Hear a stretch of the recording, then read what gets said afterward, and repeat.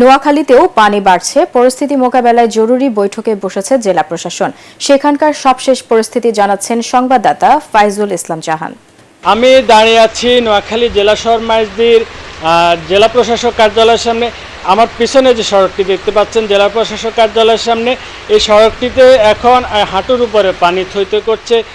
এতে বোঝা যাচ্ছে যে পুরো নোয়াখালীতে কি পরিস্থিতি বিরাজ করছে।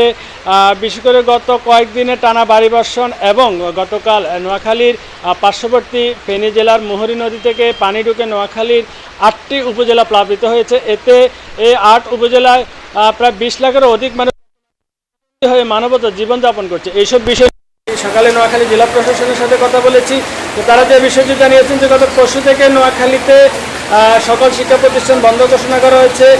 সেখানে যে উঁচু শিক্ষা প্রতিষ্ঠানগুলো আছে সেগুলোকে আশ্রয়কেন্দ্র খুলে দিয়ে বন্যা কবলিত মানুষজনকে সেখানে নিয়ে আসা হচ্ছে।